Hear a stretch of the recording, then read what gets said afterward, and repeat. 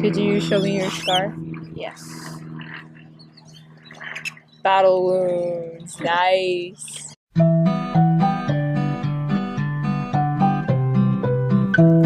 Born with hypoplastic left heart syndrome, Jaykens was given a 2% chance to live past 4 days. Here is Jaykens' journey. Voices in the street,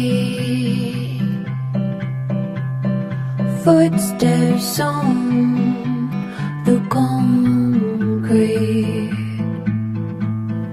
Guess I hear just every sound on the ground.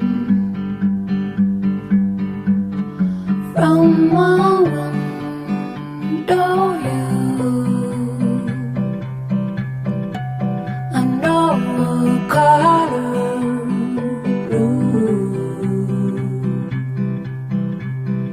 I can buy so very hard the day apart.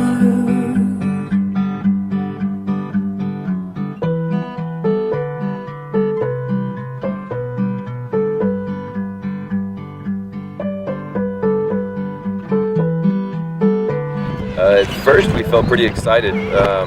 Our youngest daughter was 3, so we were pretty stoked that she was getting a little brother, a little sister. Oh, when I found out that I was pregnant, we were very excited because here we go with, we already had Maddie, and so now we're having our second child.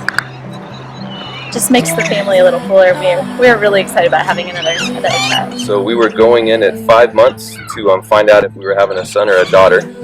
And we walked in, they put the stuff on Paula's stomach and started like using the little sonogram, and started showing us feet and toes and hands, showed us his head, and then they kind of paused for a minute and sent the nurse out, and another nurse came in and they started doing some more stuff, and so we asked what was going on, cleaned Paula up a little bit, and then asked us to sit down, and started telling us that there was a problem with our son's chest, that they found everything except for the other side of his heart.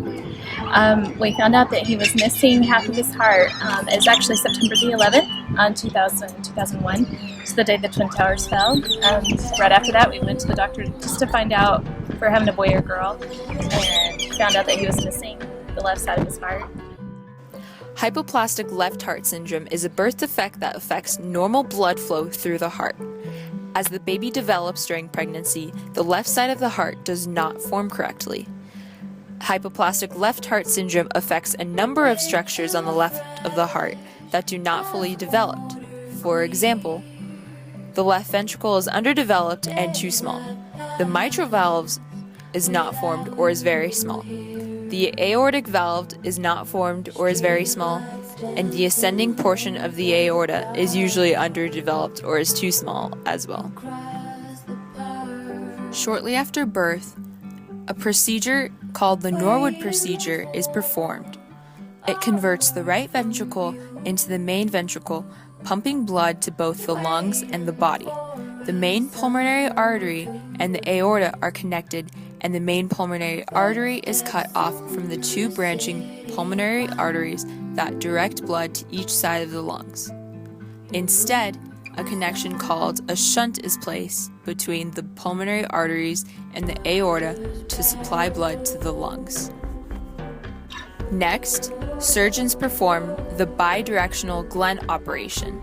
This operation usually is performed about 6 months after the Norwood to divert half of the blood to the lungs when circulation through the lungs no longer needs as much pressure from the ventricle.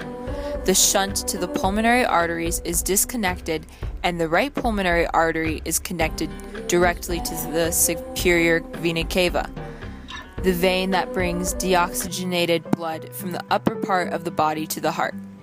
This sends half of the deoxygenated blood directly to the lungs without going through the ventricle.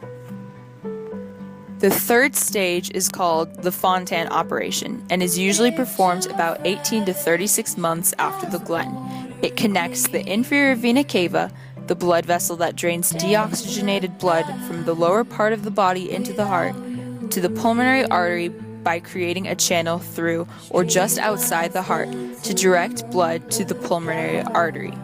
At this stage, all deoxygenated blood flows passively through the lungs. Really broken. We didn't know what else to do but trust him. And through every part of it, like, we've had this weird peace that we knew God was, he was in control, and that somehow Jake was going to be okay. We serve a mighty God, and we knew that from the beginning, that God had plans for him, and it was just an unexplainable, more than just a feeling, but just words from God that just told me that there were big plans for Jaken, and to have faith that God was going to take care of it. I wasn't able to hold him. Tim got to hold him, and they took him away quickly to ICU, which that's a hard thing for moms. The nurses were kind enough to take me and everything, my whole bed, because I still didn't have a lot of feeling. They wheeled me in so that I could at least see him and touch him. But I wasn't able to hold him until he was a couple of days old. Well, there were a lot of people that came at us with the what if. Well, what if this happens, or what if he doesn't make it through surgeries, or what if surgery isn't an option, or lots of just different what ifs, and what if you have to spend your life inside for the rest of your lives, what if, lots of what ifs that came from all over the place. And I just another unexplainable, it was just God telling me that we have a faith that he has our eternity, and he's got that under control, he's got that in place for us. Why can't we just trust him with her now? Hardest one was the last one, I think. Well, I don't know, they're all hard, but when they're older and they can talk to you, it seems like it's a little harder, because he was 2, and he's Tim's having to hand him over to these doctors and trust that they're going to take care of our son, and that was hard. Now he's 13, but he's got a steroid that kind of gives him a little bit more strength in his heart. Right now his biggest limitations are just exercise. He can't do anything that puts his hands over his head, anything that causes stress on his sternum, because that's where they kind of went in, so they broke his sternum 3 times, so he can't have any type of stress put on his chest. He's good usually for about 15-20 minutes, and then he gets really tired, and then he'll lay down and rest. He's on a diuretic, so he sweats a lot more than normal kids, and he's a little bit smaller than most 13-year-olds. But really, other than that, he's a typical 13-year-old boy. Loves baseball, loves Xbox, and really just is a normal little kid. What are some perks of having HLHS? Every time I have a heart surgery, I get a ride in a wheelchair. That doesn't really hurt. I've got to shoot an 11-foot alligator, go to the Dodger Stadium, ride in a fire truck, and get to go up on stage and talk about my heart and everything every time Josh Wilson is in town. That's so cool. Your favorite thing to do with your sister? Your sisters? Well, I hope I don't have a favorite thing. We just aren't you. Every time we find a good book, we keep competing with each other to see who can read it the fastest. Marvel or DC? Marvel. Why? DC for the win. Oh, It's Marvel. because of Hulk. Oh, Okay. why do you like Hulk so much? Because he can beat up everybody.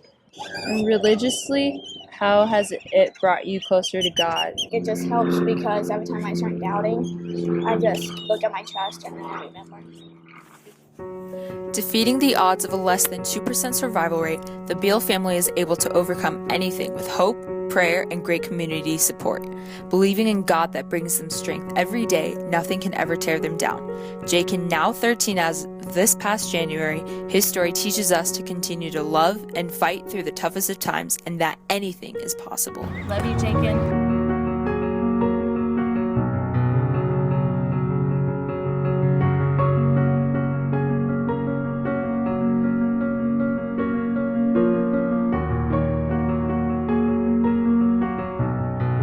Dear Tim, Paula, and Madison, I love you guys.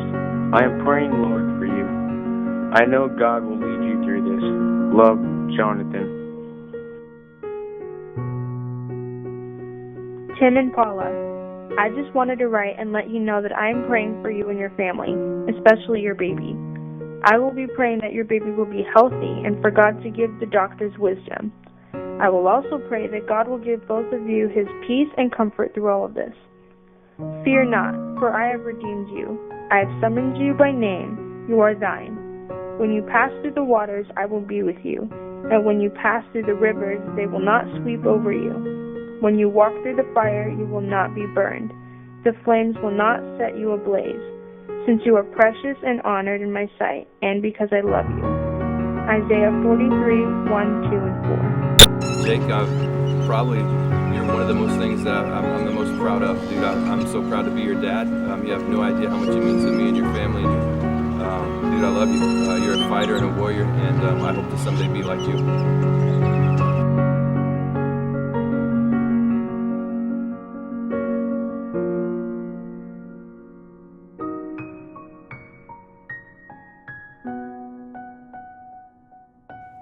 Hey Bubba, it's Maddie. Just want to say how much I love you and how much you mean to me and just how amazing and wonderful you've been these past 13 years. I love you so much and I can't wait for all the adventures we go on next. Bye, Bubba.